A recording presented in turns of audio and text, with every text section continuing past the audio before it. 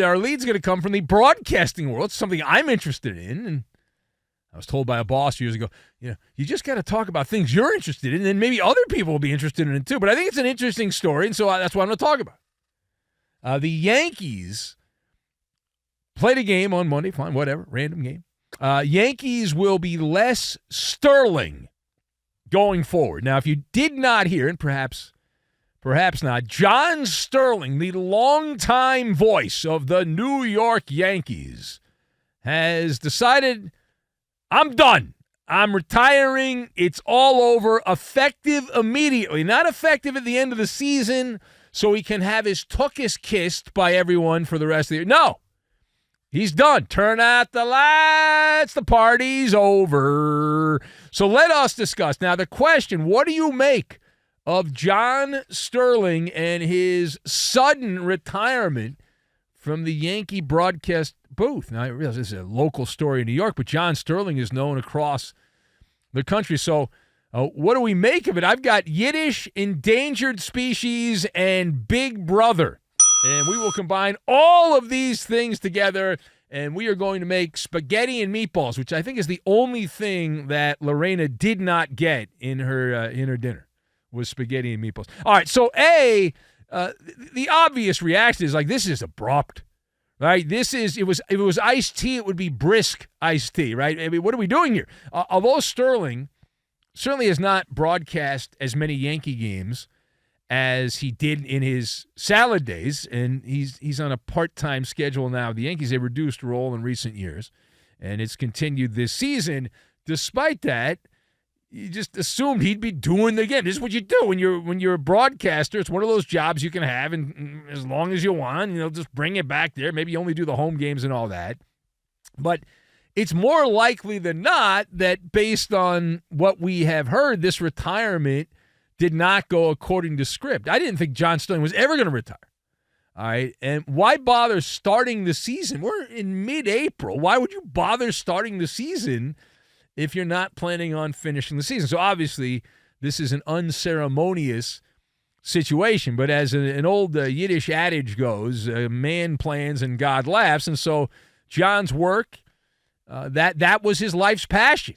This is what he was into. As far as I know, that's all he was into. He watched old TV shows at night after games, but he really had no hobbies. He just loved being a broadcaster. He was into it.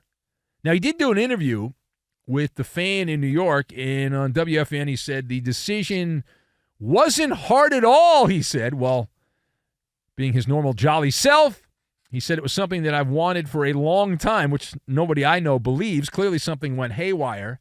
I reached out to several people to try to figure out what was going on here, and the one thing that I got from the multiple people that I reached out to via text was that Sterling, in a broadcast, I think it was last week, completely botched a couple of calls, and that could have been the sign from the heavens that it was time to stop, and that inspired the hasty retreat. Now, whether that's true or not, that's speculation, but we are in the speculation business. We are in the speculation business. Now, we were told essentially he had marbles in his mouth, marble's mouth, which you don't want when you're a broadcaster. It's a bad problem.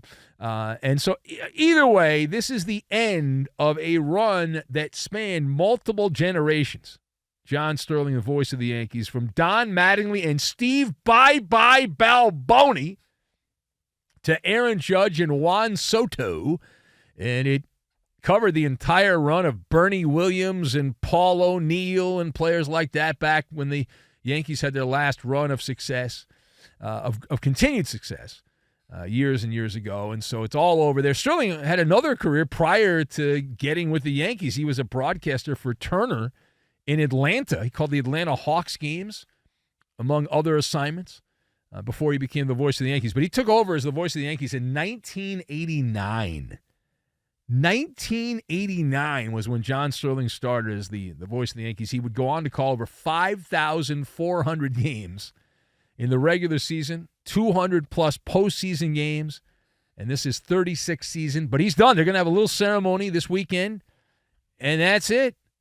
Na-na-na-na, la-la-la, hey, goodbye. So is John Sterling's retirement a big deal. It's big enough I'm talking about it. And a lot of people will dismiss this. You know the crowd that hates old people. Oh, I don't like, he's too old. He's an old fogey. But I don't hate old people. I like to learn from old people. And I hope to be an old person. Maybe I already am.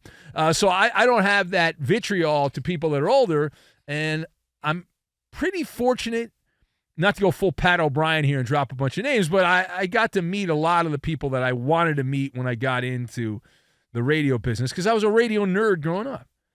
And so when I was a kid, these old-time broadcasters like Harry Callis for the Phillies and Harry Carey for the Cubs, these bigger-than-life people, Ernie Harwell with the Tigers, I had a chance to run across all of those guys, all those cats over the years.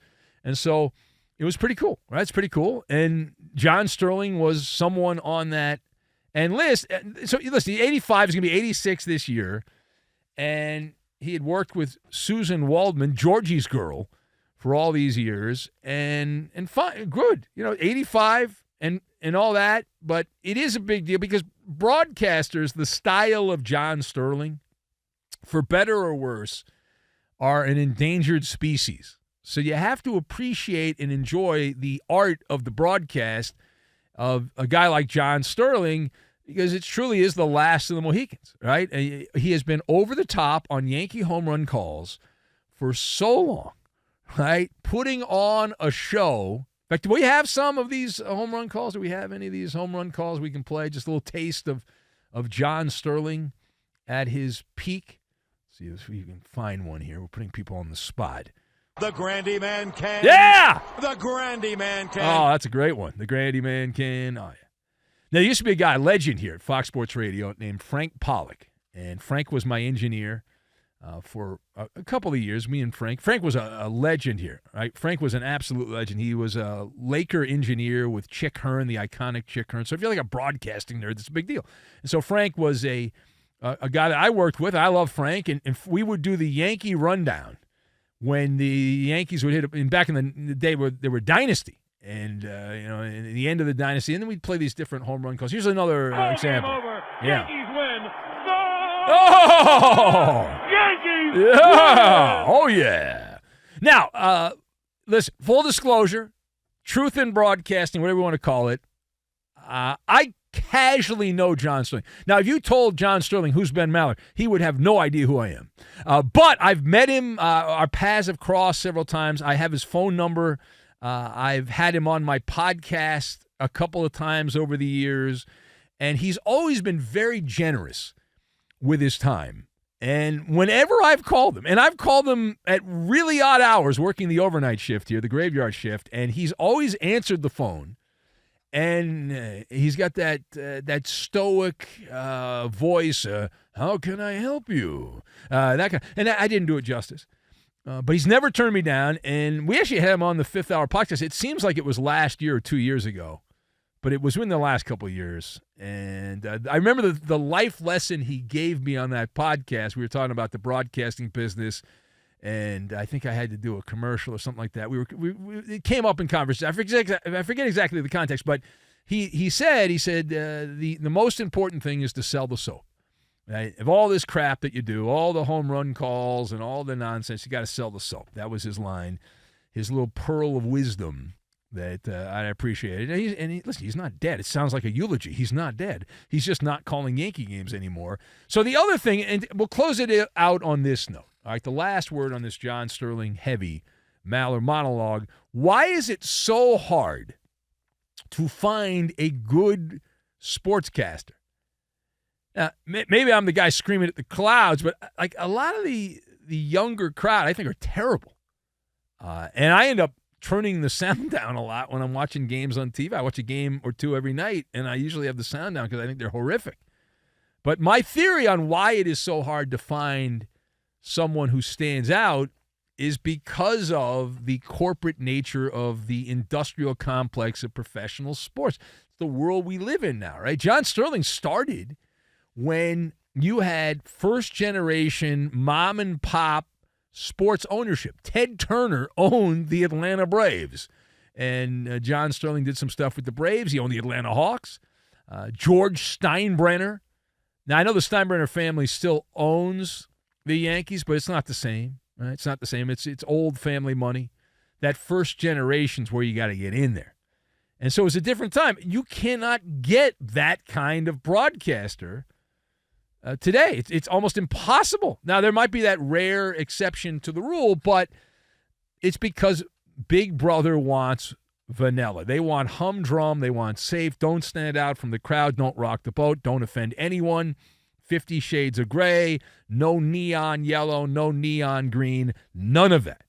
And so I appreciate what John Sterling did. He made it all about him as the voice of the Yankees, and he understood what I believe is the most important thing. I get asked from time to time by people, well, what's the key to doing broadcasting? And what I've always fought doing sports radio when I started, it's not so much now anymore, but when I started, it was always, you got to give the stats. It's all about the information. And I've always fought that. I've always said, no, it's about the entertainment, right? We're just using sports to entertain. So that's what the most important thing is. And John Sterling got that, right? He got that. And he also benefited from the fact that the Yankees had amazing teams for a good chunk of his run. Not in the early 90s when Stump Merrill was around and all that. But later on, in the mid-90s and so, they became this great juggernaut.